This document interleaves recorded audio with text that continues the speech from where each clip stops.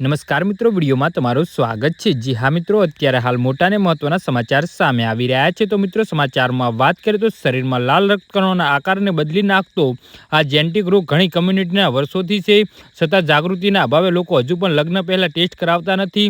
જો કે તમે વાહક છો તો તમારે બીજા વાહક સાથે લગ્ન ન કરવા જોઈએ।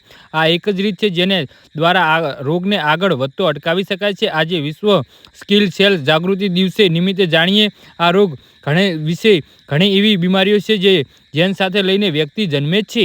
જી હા મિત્રો, અત્યારે હાલ મોટા સમાચાર સામે આવી રહ્યા છે। તો મિત્રો, સમાચારમાં વધુ વિગતવાર વાત કરીએ તો આવી જેનેટિક બીમારીઓને જીવનભર વ્યક્તિ સાથે રહે છે। એમાંનું એક નામ છે સ્કિલ સેલ ડિસીઝ। વિશ્વભરમાં 7.7 મિલિયન લોકોને આ રોગ છે અને આંકડાઓ મુજબ દર વર્ષે 34,000 લોકોનું મૃત્યુ આ રોગના કારણે થાય છે। આ રોગ એક જેનેટિક બીમારી હોવાને લીધે અમુક કમ્યુનિટીને ખાસ જોવા મળે છે। મહારાષ્ટ્રની વાત કરવામાં આવે તો ગયા વર્ષે સ્કિલ સેલ ડિસીઝનો આંકડો રાજ્યમાં 16,400 સુધી પહોંચ્યો હતો, જેમાં આ રોગનો વાહક લોકો 1.2 લાખ જેટલા મળ્યા હતા। ગુજરાતમાં અને દક્ષિણ ગુજરાતમાં આનો આંકડો 70,000 જેટલો વધુ છે।